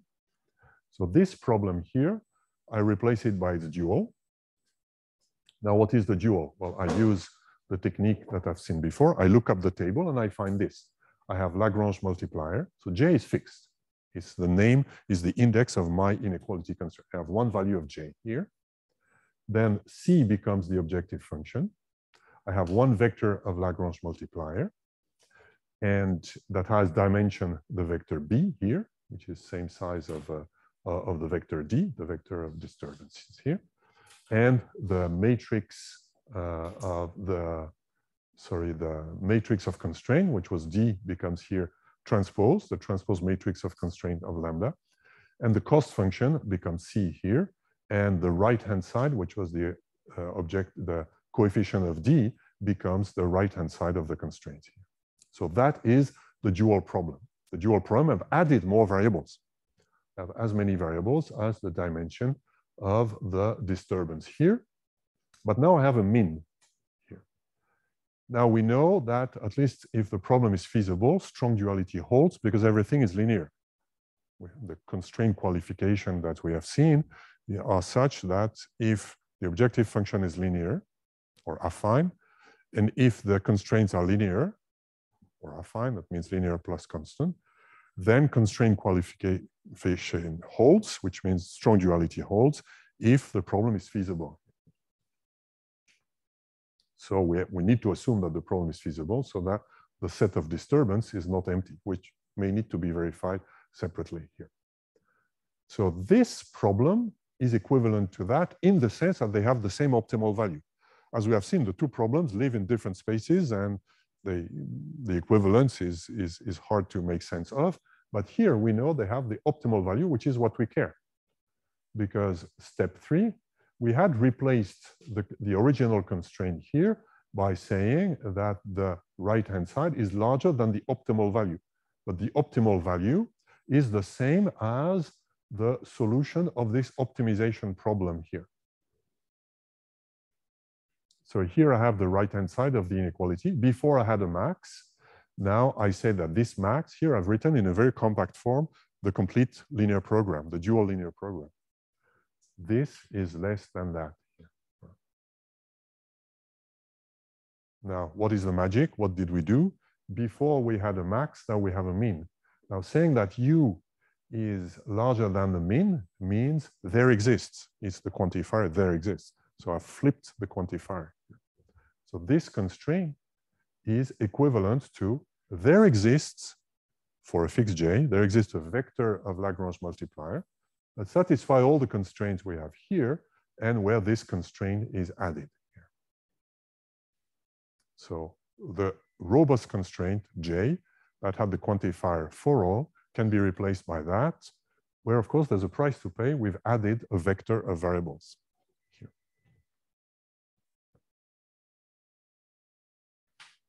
If I do that now for every constraint, then I see that my original problem, which had those robust bilinear constraints, can be replaced by, instead of this for all, I have there exists a lambda J that satisfies those things that come from duality here. So that's what duality brings me. It has replaced for all into there exists. Now I've lost something. My disturbance probably meant something physically for me in my problem. Now they are just marginal costs of the disturbance. So it's much more difficult to interpret what they mean exactly. So here I have a pure mathematical object that with some work can be made sense of, but requires really some work. Here, that's the drawback. I've lost something. It's a very minuscule drawback because in practice, once you have a problem with 2,000 inequalities and big matrices, you lose the oversight anyhow of each individual inequality. And then bingo, once I have this, I know that there exists quantifier doesn't hurt. I can simply add the variable to my optimization problem. Therefore, this problem is equivalent to this one, where the difference is that for every robust constraint that I have here, I have one vector of additional variables, but now I have no quantifier in the constraints. So that's a problem that has considerably larger dimensionality, but remains linear. It's a linear program here, whereas this one was not a linear program because of the for all. It was not a standard linear program here. So take-home message. In a robust optimization problem with bilinear constraints, the robust constraint might be replaced by adding j vectors of optimization variables, where every vector has the same dimension as the constraint here that we had in the set of constraints for the initial problem. Well, let's apply this to my toy example. I introduced this toy example where the disturbance here is single dimensional. The control variable has two dimensional. Now, if I want to get rid of this in a smart way, using the generic method, how many dual variables do we add to the problem here?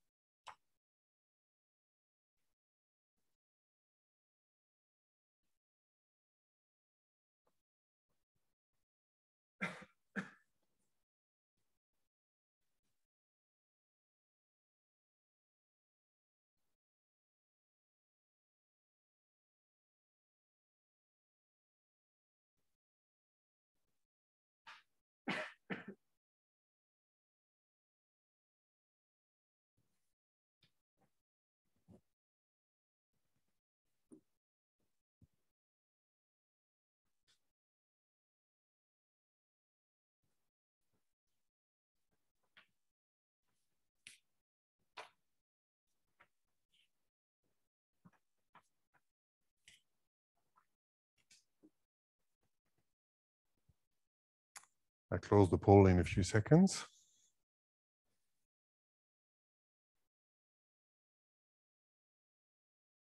The short majority says B, which is 2, which is the correct answer.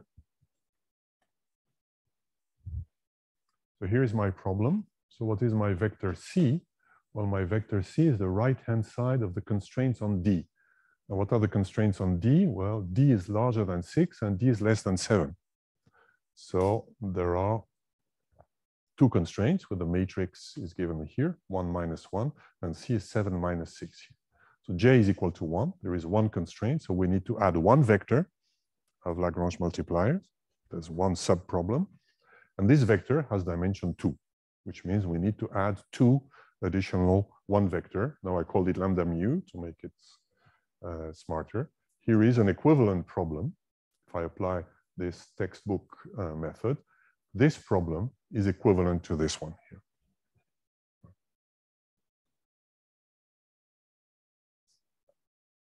That's the power of duality. Of course, on such a simple problem, we can work out a solution manually, at least if we work hard. But this is what the general theory would say. This is equivalent to that here. And we need to check that the set of constraints on D is feasible, but here it's obvious. And the set of D is not empty, which is a case where it would fail. As an interesting mathematical curiosity, let's look at this one. You will probably never use that in a smart grid context, but since now you know a lot about optimization, why not use this? Here's the kind of things you read in textbook. It's called Farcaslemma. Here, we're able to see that with a bit of reasoning. But we need to well understand what is written. Here, I'm writing a condition on C. C transpose X. So C is a vector of dimension n. C transpose X is less than 3.14 for all value of X that satisfies those constraints here. Since there is a quantifier in front of X, X is a dummy variable. So this is a statement that depends on C. If I give you a value of C, you can tell me whether it's true or false. The answer does not depend on X. The answer is true or false. So in other words, I'm saying C is such that the inner product of C and the vector X is less than this quantity for all vector X that are in this polytope. This is a convex region. For all X in this convex region, C transpose X is less than that. Now I'm claiming that this is equivalent to A or B or C. Which of the ones do you believe is true?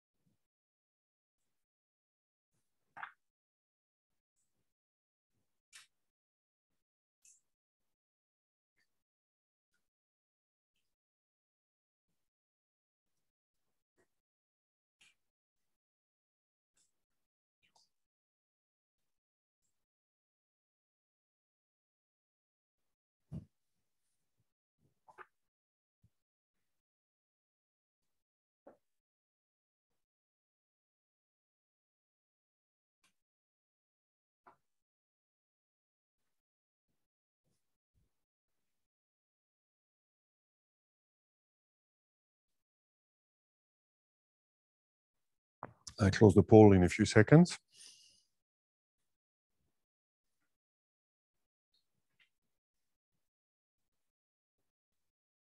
It's a bit more tricky. We have a tie between D and G. And the correct answer is D. Let's see why.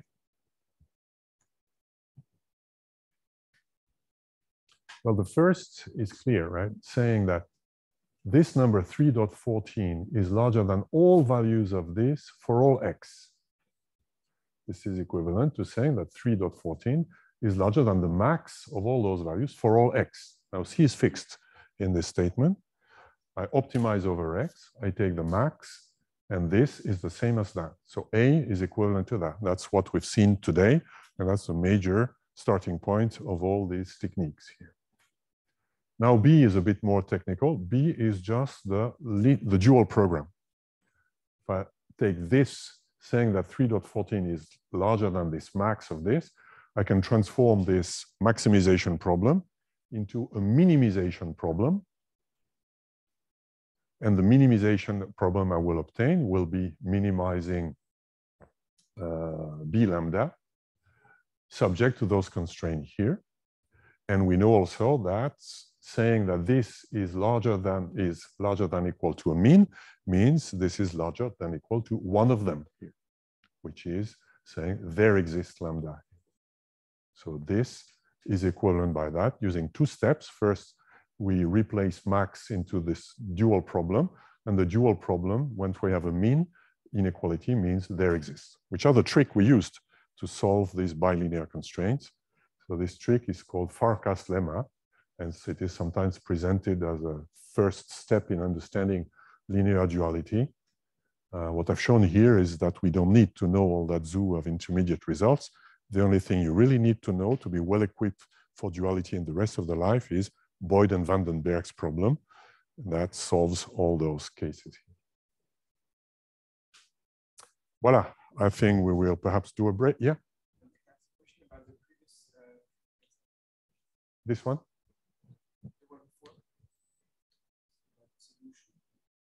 This one? Yes. Solution is on the next slide. R4. So the original problem has two variables, u and v. I have one constraint. So for every constraint, I add a vector of Lagrange multiplier of dimension c here. So I have one constraint, so I need to add one vector with two components, which I call lambda mu.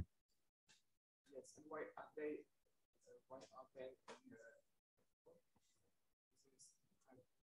No, it's not a typo. I have four numbers now. I thought each of them was. No, no, because I put the parentheses around. So it means this vector is in R4. Sorry, here. Yeah. Okay, I think perhaps we can do a break and then resume in 10 minutes. So at 11. So we've done some excursions through the more technical mathematical aspects of linear programs, how to transform them, how to make things robust, remove the quantifiers. Now we're ready to milk all this theory and do something useful for the grid, which is affine disturbance feedback. This is our first case of what I can call a control policy, the simplest. We will see next week another techniques, which is very different, but both techniques are very widespread. As we have discussed an hour ago, we have found set points that optimize the expected or worst case cost and are admissible for any value of the uncertain loads within some assumed bounds. That's what we know how to do now. As discussed, we can do better if we allow to have some adaptation, which leads to what is called a policy. Instead of deciding the values of G2 and G3, we could observe something and adapt to it. This is how grids work. For example, we'll discuss more in 2 weeks of primary and secondary controls in a grid. At the scale of a country, or in Europe, at the continental Europe, there is such a control called primary frequency control. So every generator in Europe observes the frequency of the measured by PMUs. For example, when you do PMU exercises, I assume one of the side effects was an estimate of the frequency. So we measure the frequency, which is a symptom of the power balance. If the frequency is 50 Hertz, there is perfect power balance. If it's lower than 50 Hertz, what does it mean?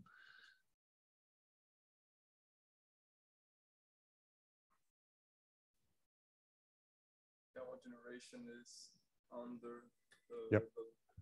Under generation, because the generators, which are big rotating masses, are hard time following. It's like when you're on a bicycle and becomes steep, then you go more slowly because it's hard to continue. So that's exactly what happens. The generators slow down, the frequency goes down. When we say slow down, it's minuscule. I mean, when we are at 49.70 Hertz instead of 50 Hertz, the system is already under severe collapse conditions. So we not collapse, but the normal conditions are between 49.7, for example, and 50.3. So the minuscule variations are interpreted as a signal of power imbalance. And then we implement a control law, which is saying, adapt, increase the power generated by some amount here, which is done in a linear way. That's exactly an example of a affine control policy. In a microgrid context, we can have something similar.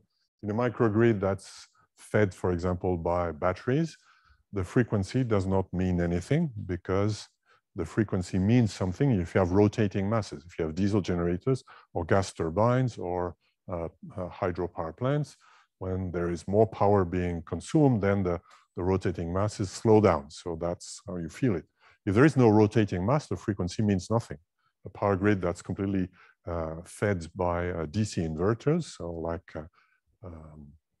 wind generators and batteries, the frequency is fixed and given by the slack bus, 50 Hertz, fixed and no variation. So you can measure other things. You can measure the voltage or the power. You can, if you have smart meters or other mechanisms, you can measure the power and react to it.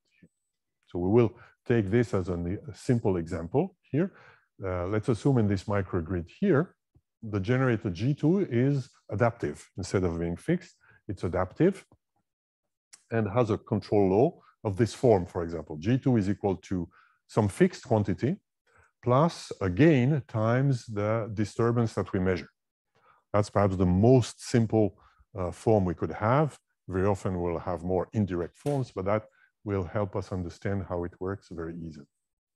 This is what we call affine disturbance feedback control. It's affine because the formulation is affine, linear plus offset, and it's linear with respect to the disturbance. And it's feedback control because we assume we measure the disturbance directly or indirectly, and we apply this formula here.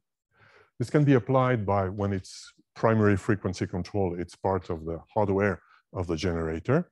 If you are in a microgrid, it may be, for example, a software controller that receives all those measurements with PMUs or power meters and sends and acts on the controller of the generator here. For example, if this is a battery, that's very easy to do by having a software controller that does that every second, for example, in your grid here.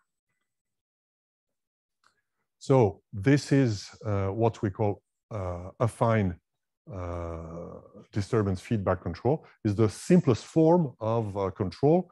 It has the drawback of being affine, linear. By being linear, you don't react to nonlinear things.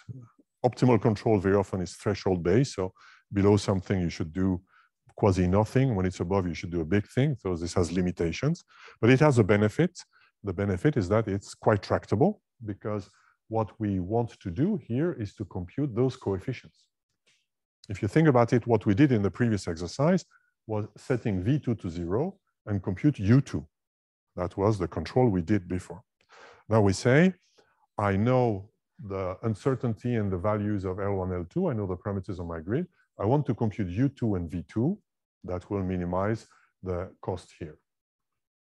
In particular, we see that we can apply the same framework by computing the expected cost here. So my control variables now are G3. I assume G3 is an old-style generator that needs to have a fixed set point. But G2 is equipped with this controller, this governor, that has two parameters, U2 and V2. There is state, as usual. In the state can be this or also more, depending on how we write the equations. The actual value of the set point G2 will be this. So it will depend on the result of my control parameters and the value of the disturbance. That's the major change we do by that. We compute ahead of time U2 and V2. Now, when nature will play L1, L2, L3, then G2 will adapt automatically using some mechanism that is not modeled in the optimization problem. We assume it's fast enough so that we can assume there is equality here. Therefore, what is the expected cost? Well, if everything is linear, it's simple. We assume the expected loads are the middle value. So that's the expected value of G1, the expected value of G2, and G3 is a fixed parameter here. So if we take expected versus instead of worst cost, this is the cost function we will need to minimize here, with the difference that now we compute the parameters of our control law instead of our of G2. Other than that, things are the same as before. The constraints are with this quantifier. For every value of the loads that are within my bounds, I have the constraints on power generation at G1, G2, G3, and I have the power line constraints here. Now, what is the difference with respect to what we saw an hour ago? Well, we see that there are now bilinear terms. We see that everything is linear with respect to the blue, to the disturbance. Everything is linear with respect to the red, but it is not jointly linear. There is a product term here, which is very frequently the case. If you work hard on making things linear independently, then there's going to be something like this. Here, there's a friction term between the two. And we see it here also. Here we see in quasi every inequality there is this bilinear term here. So we have a problem that falls in this category. We want to minimize the cost obtained by our control parameter, subject to constraints that have these bilinear terms here. Now we know how to do this. We have a recipe from the previous slide. We need to introduce, for every constraint, a vector of every constraint that has the quantifier for all. We need to add a vector of Lagrange multiplier that has the same dimension as the right-hand side of the constraints. Now, the right-hand side of the constraints are all the inequalities of the disturbances. I say the right-hand side of the disturbance inequations. So the disturbance has 6 inequalities corresponding to each bound here. L1 is larger than 0.9, minus L1 is, or L1 is, minus L1 is less than 0.9, L1 is less than 110, etc. So I have 6 inequalities that involve L2. So I have to add for one constraint, for example, the first constraint here, which is saying that the slack bus can only generate, it cannot absorb. Then the slack bus generator can only absorb. Then it is adding one vector of dimension 6. And then we use duality to add all the different constraints here, which gives this, which are all the things that corresponds to taking care of this first constraint here. How many, so if we want to do that in detail for this example, how many, what is the value of capital J? How many times will we need to do this exercise here?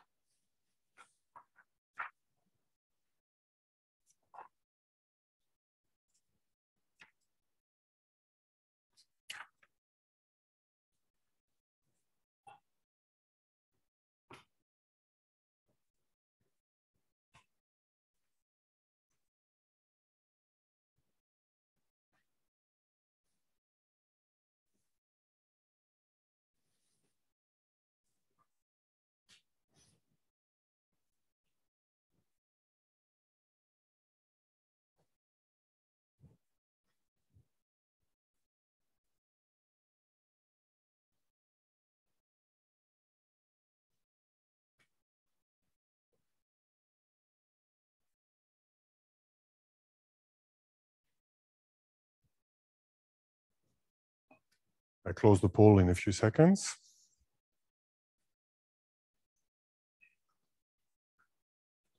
And the majority says D, and the correct answer is 10. Because here we're saying this is the number of inequality constraints that involve, sorry, we have to look at the model here. To apply this, we need to be able to parse this model here. How many inequalities, how many gamma j we have? We have as many gamma j as we have inequalities that involve both U and D.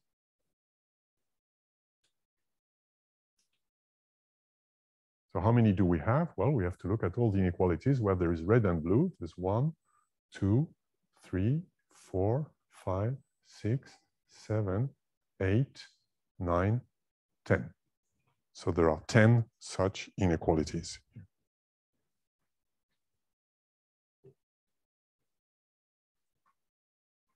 What is the dimension of the matrix D here?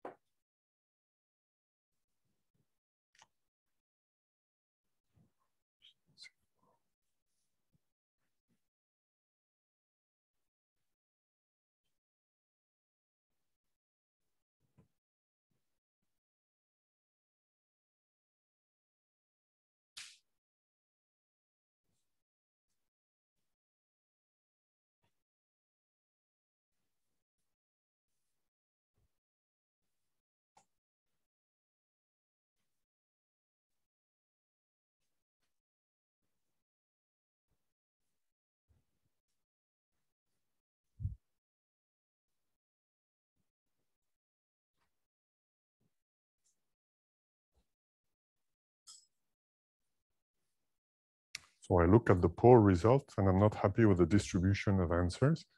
Okay. So I will use a pedagogical experiment. The theory says that if you talk to your neighbor to try to convince your neighbor of your answer, normally consensus evolves to something that is better. Let's try this.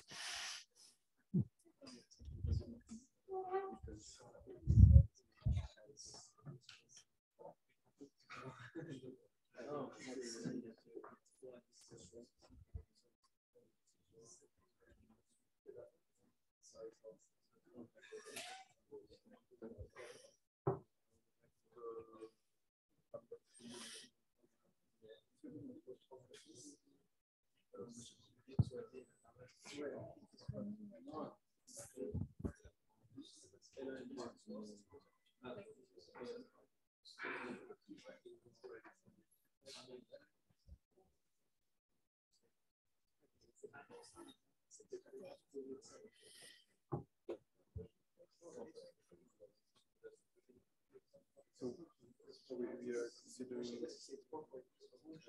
this, you know, Yeah.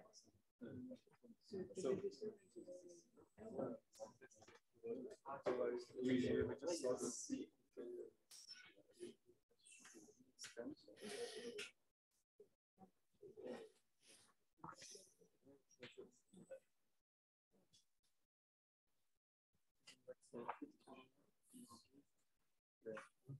Your thing is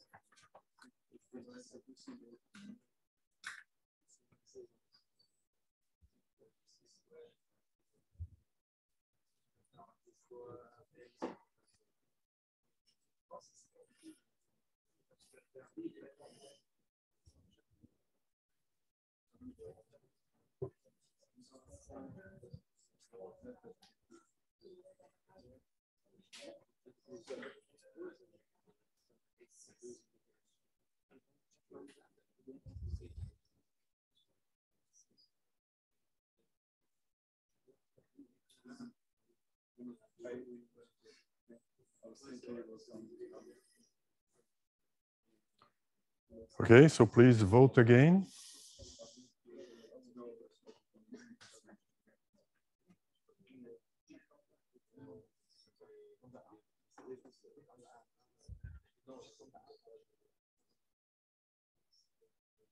I'm closing the poll again in a few seconds.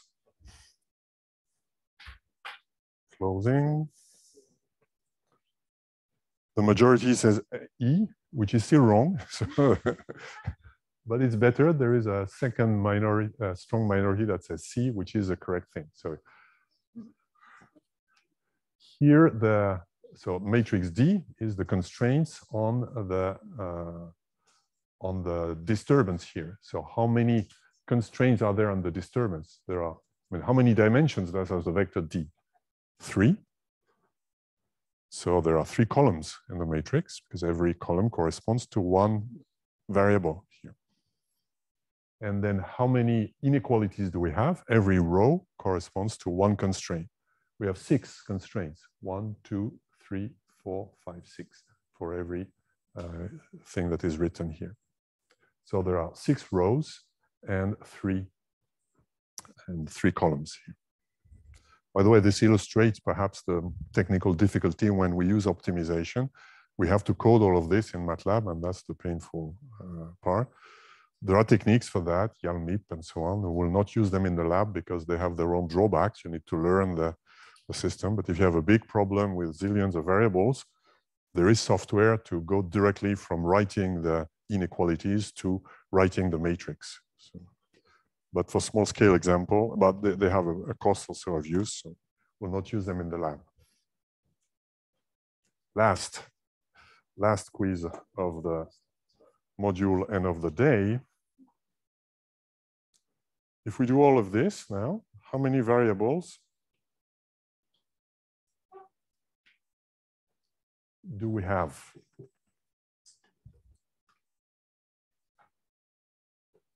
So I had, those are constraints here. I had my original problem that consisted in computing the original G2, which is replaced by U2 and V2 and G3. So I have those 3 variables to compute. That's my non-robust problem would have 3 variables. Now I add this robust constraint with this affine feedback policy. How many variables do I have in total?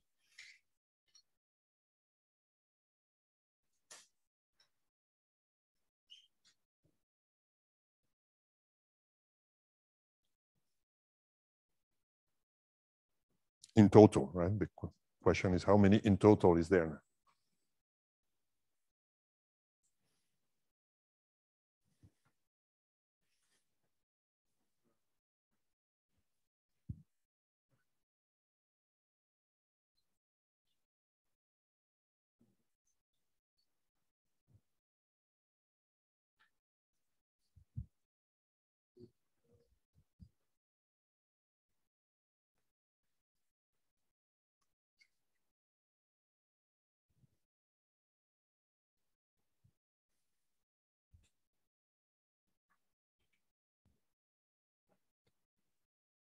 I close the poll in a few seconds. There's a tie between H. No, the majority says H, which is weird. Well, it's 63, right? I had 3 variables originally, the red variables, U2, V2, and G3.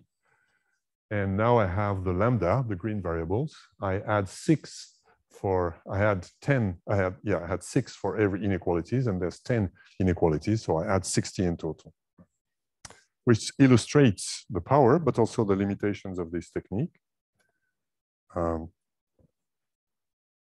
We are able to solve, if we're able to solve the non-robust problem, then we're able to solve the same problem with robustness and affine feedback policy. This is why it is so widespread, because it is practically solvable. Assuming, of course, the number of variables you have, you're able to handle it, which is true for linear program. This is also why we focus on linear problems in order to solve problems that have huge number of variables. Typically, having linear problems helps a lot. So let's see numerically what happens if I take the same example as we had before. And if I vary on the x-axis, I scale the uncertainty under load. So the original problem, we were at 20 here. We saw in blue, that's the optimal cost we obtain, which in red, that's the one we have if we take this affine feedback policy. So we see the cost is not spectacularly reduced, but is reduced somehow. But more importantly, we see that we move to, we make it possible to handle more loads, uncertainties. When we have a fixed G2, the maximum uncertainty we were able to handle was around 100. Now it's around 200, which means we double the operating region of this system here. So we are able to manage more uncertainty, which is exactly what having a policy is good with, because when I have a fixed set point for G2, I have to choose one that will work for every possible condition. And that might not be good when we're in this region, for example. There might be no feasible solution, but if we're able to adapt, there will be a feasible solution. Voilà, that's all for this part of this week. All the techniques we're seeing today will be used in the lab, in the following lab, the lab of next week. So the lab of this week will not require all those affine feedback stuff. Handling uncertainty leads to problems with control and disturbance.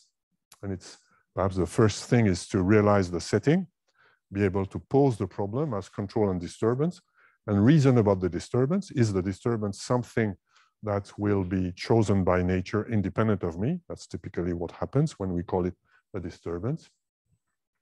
Once we have that, we need to reason about what we minimize. Typically, we minimize expected cost, but sometimes for tractability or other reasons, aversion to risk, we may want to minimize the worst case cost. Yeah. This will typically lead to robust optimization problems that will have constraints of this type, right? Constraints that involve all values of the disturbance in a given set of disturbances, when everything is linear in U and D, and probably globally bilinear, as we have seen, there are systematic techniques to transform the problem in a standard one. If everything is linear in U and D and no cross term, no bilinear term, then we simply break all the conditions into auxiliary subproblems that we solve independently. Any condition that combines both cannot be solved independently, but we've seen the technique that consists in adding Lagrange multipliers that play the roles of these uncertain U parameters that would be in the original problem. We have seen also on the example that if it is possible, if the technology of your system allows it, it is better to compute an optimal policy rather than a static set point here. We have seen affine disturbance feedback because they fit well in this framework. And next week, we will see another set of techniques for computing control policies that are not necessarily linear. Voilà, that's the end for today. The rest for you is to continue the lab. Also, don't forget to do the quiz, and the quiz is made in small pieces. It is tractable to do one quiz every week. It's less tractable, perhaps, to do 4 quizzes if you're late with the lab or something. And to make sure that it is tractable, we put the chaining conditions that every quiz has to be done before. Voilà, thank you very much. Bonne semaine à tous.